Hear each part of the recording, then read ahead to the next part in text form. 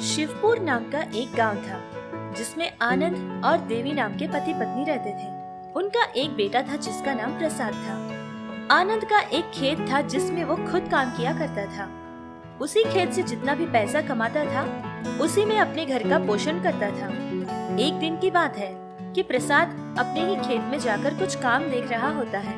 तभी वहाँ एक बड़ी सी गाड़ी आकर रुक जाती है क्योंकि उस गाड़ी के पहिए पूरी तरह से कीचड़ में डूबे हुए थे और वो गाड़ी अटक चुकी थी, जिसको देखकर प्रसाद वहाँ पहुँच जाता है। गाड़ी के पास पहुँचने के बाद ये पता चलता है कि गाड़ी में तो पूरी की पूरी सिर्फ लड़कियाँ ही हैं। उनको देखकर प्रसाद वहाँ जाकर उनकी पूरी सहायता करता है।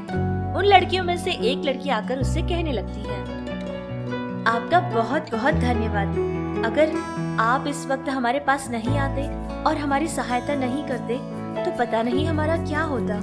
सच कहूँ तो आपका शुक्र कितना भी अदा क्यों न करूँ कम ही पड़ जाएगा। वैसे आपका नाम क्या है? उस लड़की की बातें सुनकर प्रसाद मुस्कुराने लगता है और फिर कहता है, जी मेरा नाम प्रसाद है और ये सब काम तो हमें आदत सी है क्योंकि हर कोई इन सड़कों में आकर ऐसे ही फंस जाता है और हम उनकी सहायता करते हैं। इतनी बात कहकर प्रसाद वहाँ से चला जाता है और प्रिया भी अपने घर पहुंचकर ये सारी बात उसके पिता को बता देती है। क्या बेटी, क्या कहा था तूने? शिवपुर वाला प्रसाद? अरे भाई वो कोई और नहीं, मेरे ही दोस्त का बेटा है। मैं हमेशा कहता हूँ ना कि मेरा दोस्त है शिवपुर में जिसका नाम आनंद है, उसी का बेटा है। ये तो बहुत अच्छा किया बेटी उसने। पता है तुझे, बचपन से हम दोनों एक ही जगह पले बड़े हैं। जहाँ भी जाना होता, जो काम भी करना होता, हम साथ में ही किया करते थे।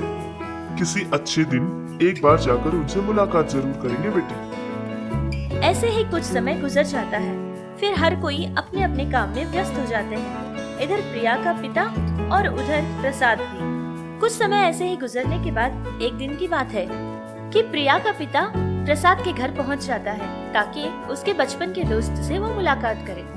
क्यों भाई आनंद, कैसे हो? सब ठीक तो चल रहा है ना? सारे लोग कैसे हैं यहाँ पर? वैसे तुम तो मुझे पूरी तरह से भूल चुके हो। ये आवाज सुनते ही आनंद पीछे मुड़ के देखता है और उसको पहचानने की कोशिश करता है कि आखिर ये आदमी है कौन। अरे सुंदर, तू मेरा दोस्त कैसा है? इतने सालों बाद तुझे इस दोस्त की याद आई?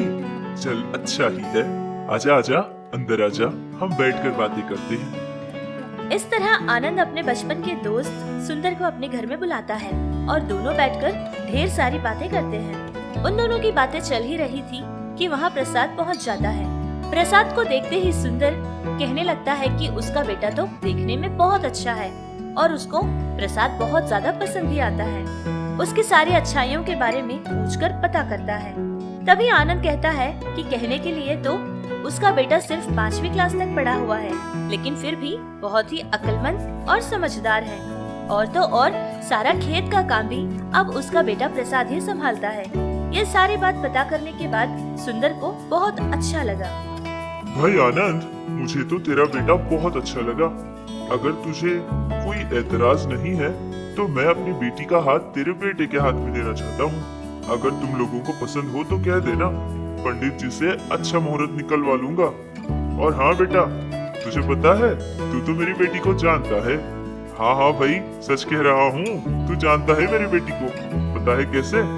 मैं समझाता हूँ। एक बार तुम लोगों के खेत के पास कार रुक गई थी ना, वो कार मेरी बेटी की ही थी और तूने सहायता जिसकी की थी वही मेरी बेटी थी और मेरी बेटी का नाम प्रिया है।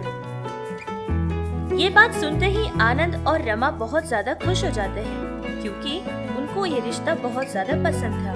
कहने के लिए तो प्रसाद ने भी हाँ तो कह दी थी, लेकिन फिर भी उसके मन में कुछ अजीब सा डर लगा हुआ था। लेकिन घर के सारे बड़े लोग इतने खुश हैं, ये देखकर वो बेचारा कुछ नहीं कर पाया और शादी के लिए तैयार हो जाता है। इधर प्रिया का पिता भी शादी की पूरी तैयारी कर लेता है। देखते ही देखते उन दोनों की शादी हो जाती है। प्रिया को प्रसाद से शादी करने में कोई दिलचस्पी नहीं थी। शुरू से ही प्रिया प्रसाद से चिढ़ती थी, लेकिन प्रिया के पिता ने उसकी एक भी नहीं मानी थी और प्रिया की शादी प्रसाद से करवा दी थी। शादी हुए कुछ समय हो जाता है। तब एक दिन की बात है प्रसाद प्रिया के पास आता है और उससे कहता है, प्रिया, क्या कर रही हो? मैं तुमसे एक बात कहने के लिए आया हूँ। आज मैं अपना खेत का काम जल्दी ही खत्म कर लूंगा, फिर हम दोनों मिलकर कहीं बाहर चलेंगे, क्योंकि शादी के बाद हम दोनों कहीं बाहर घूमने नहीं गए हैं ना। आज हम बाहर खाना खाएंगे और हाँ, कोई अच्छा सा पिक्चर भी देखेंगे। प्रसाद की सारी बातें सुनकर प्रिया को बहुत ज्यादा गुस्सा आ जाता है, क्योंकि प्रिया को प्रसाद से बहुत ज्यादा नफरत थी। प्रसाद बहुत बातें कर रहा था, लेकिन प्रिया उसका कोई जवाब नहीं दे रही थी, जिसे देखकर प्रसाद को ये लगा कि कहीं प्रिया सो तो नहीं गई। ये शक होने के बाद प्रसाद प्रिया की दूसरी तरफ आकर उसका चेहरा देखता है। तब उसे पता चला कि प्रिया तो सोई ही नहीं, वो ऐसे ही देख रही थी।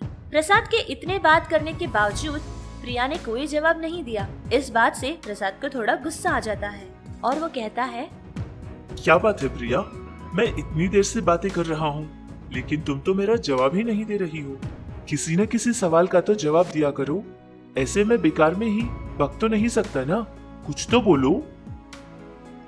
प्रसाद के ये सवाल करने के बाद भी प्रिया ने कोई जवाब नहीं दिया था। प्रसाद को बहुत गुस्सा आ गया था और प्रिया ऐसी ही रोती बैठी रही, जिसे देखकर प्रसाद का मन अब कुछ भी कहने का नहीं था, इसीलिए वो वहाँ से चुपचाप निकल जाता है। ऐसे ही कुछ समय गुजर जाता है। उन दोनों के दरमियान क्या चल रहा है, प्रसाद ये बात अपने माता पिता से भी नहीं कहता है, क्योंकि ये सारी बातें बताकर उनको दुख पहुंचाना प्रसाद को बिल्कुल पसंद नहीं था। बहुत समय ऐसे ही गुजर जाता है।